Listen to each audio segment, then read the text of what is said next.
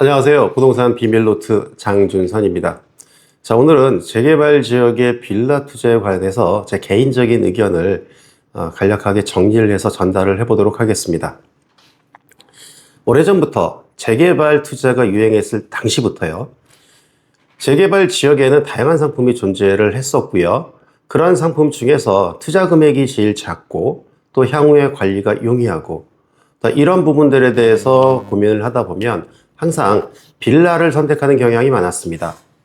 빌라 외에 단독 다가구, 상가주택, 상가 또는 토지로 구성된 이런 상품들이 있지만 자금 여력이 많지 않은 분들은 항상 제일 작은 금액으로 투자할 수 있는 상품이 빌라라는 인식을 갖고 있었습니다. 오늘 드리고자 하는 말씀은요. 이런 인식을 조금만 더 바꿔서 주거 사다리로서 빌라라는 이러한 상품의 장점을 한번 생각을 해보고 접근을 해보면 어떨까 이런 생각을 해봅니다. 일반인들이 학교를 졸업하고 사회에 진출을 하게 되면 부모님으로부터 독립을 했을 경우에 대부분 월세에서 시작을 해서 월급이 모아지고 전세로 이동하고 또 상당 기간 시간이 지나서 소득이 축적이 되면 주택을 직접 구입을 해서 내가 거주하는 이러한 형태를 띠게 됩니다. 즉 주거 형태가 조금씩 바뀌는 거죠. 이런 바뀌는 모습이 계단 올라가듯이 이러한 모양새로 바뀐다 해서 이 주거 사다리라는 표현을 쓰는 것 같습니다. 자, 이렇게 이 빌라라는 상품은 주거 사다리로서의 역할을 할 뿐만 아니라 재테크적인 면에서도 굉장히 강점을 갖고 있습니다. 한번 생각을 해보죠. 재개발 지역에 있는 빌라의 운명은 뭡니까? 재개발이 진행이 되면 입주권으로 바뀐다는 얘기입니다. 자, 입주권이 바뀐다라는 얘기는요, 결국은 내 집 마련을 할 수 있다는 거죠. 또한 재개발 지역은 사업이 아주 간단하게 끝나는 이러한 상품이 아닙니다. 사업이 관리처분까지 왔다 하더라도 이주부터 철거, 착공, 공사 기간, 자, 일정한 시간이 지나서 자본을 축적할 수 있는 시간이 충분하겠죠. 이렇게 자본이 축적되면 당연히 내가 축적된 자본으로 잔금을 내게 되고 이렇게 되면 내 집 마련이 되는 것입니다. 그런데 이렇게 기간이 길기 때문에 그 기간 동안에 아파트 가격이 상승하는 것 이상으로 입주권 가격이 상승한다는 것입니다. 이렇게 재개발 지역 내에서 이 빌라의 투자성에 있어서 큰 효과를 달성하기 위해서는 모든 전문가들은 이렇게 얘기를 합니다. 재개발 지역이 있어야 된다. 또는 재개발과 연관이 있어야 된다. 그리고 입지가 좋아야 된다. 이런 얘기를 합니다. 제가 사례를 두 가지를 한번 말씀을 드려보도록 하겠습니다. 자, 첫 번째 사례는요. 재개발 투자하시는 분들이 가장 선호하는 용산의 유명한 재개발 구역입니다. 저 역시도 이 지역에 부동산 사무실을 운영을 하고 있습니다. 그래서 과거서부터 어떤 흐름을 띄워왔는지 잘 알고 있는데요. 제가 어느 빌라 한 동을 정해서 이 빌라의 예전부터의 실제 매매된 금액을 한번 조사를 하고 정리를 해봤습니다. 가장 최근에 매매가 되었던 이 빌라 가격이 35억 원입니다. 올해 5월 달에 매매가 되었습니다. 자, 그러면 이 빌라가 처음부터 35억 원이라는 고가를 형성했었을까요? 아직 사업이 완료가 되지도 않았는데 전혀 그렇지 않습니다. 시간을 되돌려 보면 2006년도입니다. 2006년도에 5억 원에 매매가 되었습니다. 이 2006년이라는 것은 재개발의 아주 초기 단계였습니다.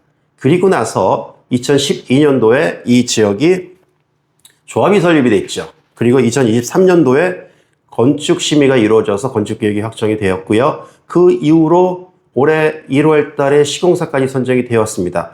자, 이렇게 사업이 진행되면서 5억 원에서 시작했던 것이 조합 설립 직전에 7억 9,500, 조합 설립된 이후에 15억 5천, 그리고 건축 심의가 끝나니까 20억 원을 훌쩍 넘어서 시공사 선정이 되기 임박한 시점에서는 28억 5천, 가장 최근에 35억 원까지 거래가 된 것입니다. 자, 2024년, 23년도 또 그 이전으로 따진다면 2012년 전후 해서도 항상 워낙 유명한 지역이기 때문에 다양한 고객들이 저희 사무실에 방문을 했었습니다. 그 당시에도 제가 항상 이렇게 말씀을 드렸습니다. 다른 지역에 비해서 가격이 높다 보니까 투자 금액이 맞지를 않아서 이 지역에 투자하기가 어렵다면 투자 금액이 맞는 다른 재개발 지역이라도 빌라라도 사 놓는 것이 굉장히 유익할 것입니다 라고 말씀을 드린 바가 있습니다. 그렇게 액션을 취한 분도 있고 그렇지 않은 분도 있습니다.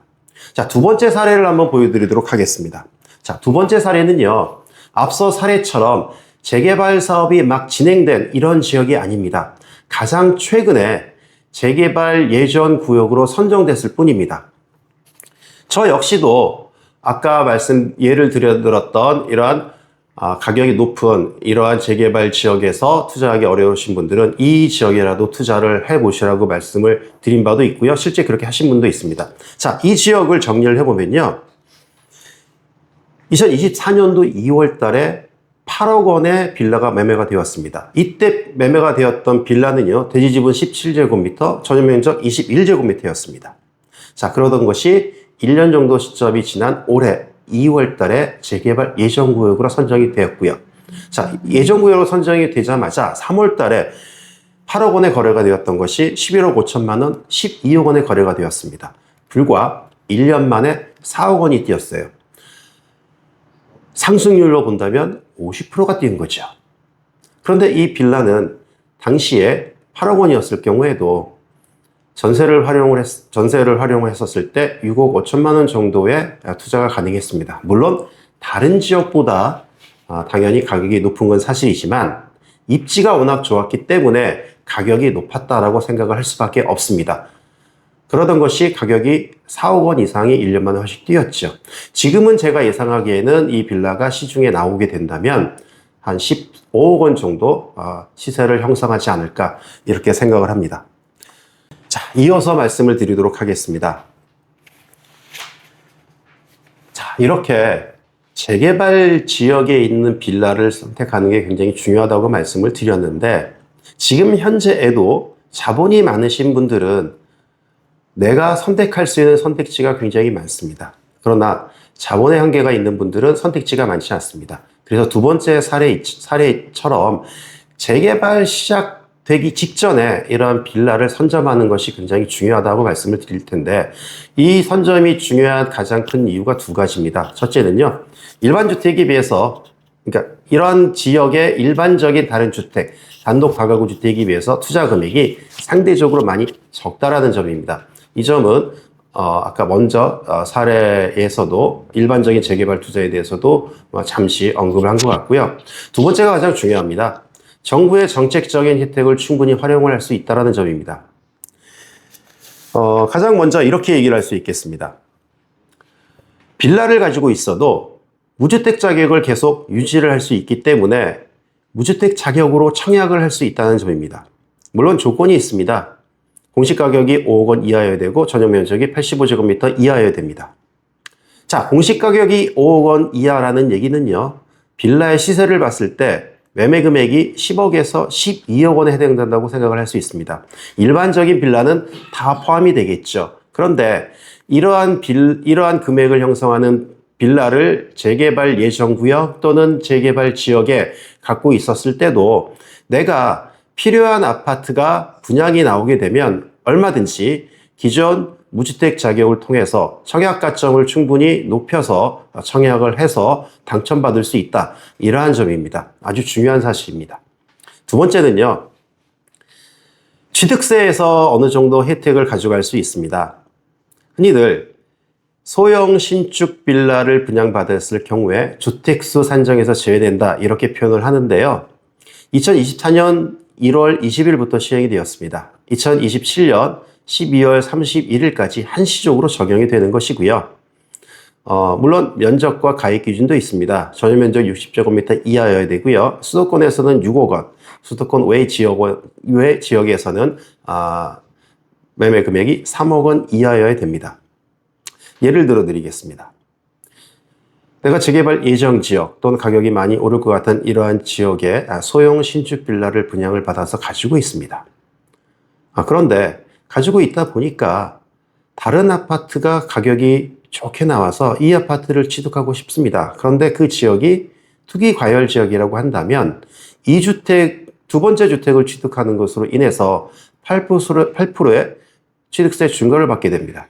그러나 아까 말씀드린 바와 같이 먼저 가지고 있던 이런 요건에 부합하는 소형 신축 빌라는 주택수 산정에서 제외되기 때문에 아파트를 취득한다 하더라도 취득세 중과받지 않고 일반적인 세율을 그대로 적용을 받아서 취득세를 납부를 하게 됩니다. 아파트의 매매 금액이 커지면 커질수록 취득세 절세 효과가 굉장히 크다는 점입니다. 세 번째는요, 주택임대사업자와 거주주택이라는 이러한 제도를 활용을 해서 비과세를 꾸준하게 유지를 할 수 있고 이러한 제도를 통해서 지속적으로 투자가 가능하다는 점입니다. 임대주택을 제가 세 채를 가지고 있다고 예를 들어 보겠습니다. 이 임대주택이 다 빌라입니다. 그리고 나는 지역이 좋은 곳에 아파트를 거주를 하고 있습니다. 임대주택 외에는 이 아파트 한 채를 갖고 있죠. 이 주택을 2년 이상 거주했다고 한다면 임대주택자로서 이 아파트를 매매를 했을 때 거주주택이기 때문에 비과세를 그대로 유지를 받을 수 있습니다. 그런데 과거에는요, 이러한 제도를 한 번만 활용을 할 수 있었는데 이 법이 개정이 되면서 횟수 제한 없이 무제한으로 사용을 할 수 있다는 점입니다. 즉, 임대주택을 계속 빌라로서 등록을 한 상태에서 내가 거주하고 있는 아파트를 비과세를 받아서 매도를 하고 또 시간이 지나서 자본이 생겨서 더 좋은 아파트가 있다면 그 아파트를 매입을 해서 다시 거주를 하고 또 2년이 지나서 매도를 하게 되고 그러면 임대주택을 보유한 상태에서 양도세 절세 효과를 지속적으로 누릴 수 있으면서 이 임대주택으로 등록해 놨던 이 빌라가 재개발 예정 지역이나 아니면 재개발 가능성이 있는 지역이 있다고 한다면 향후에 재개발 입주권으로 변화가 된다는 것입니다. 이렇게 다양한 투자 전략을 수립할 수 있다는 점이 굉장히 장점일 것입니다. 자, 오늘은 간략하게 이렇게 재개발 예정 지역 또는 재개발 지역에 빌라를 투자를 해야 되는 그런 이유에 대해서 제 개인적인 생각을 정리를 해봤고요. 저는 지금까지 비밀노트 장준선이었고요. 다음 영상으로 만나 뵙도록 하겠습니다. 시청 감사드립니다.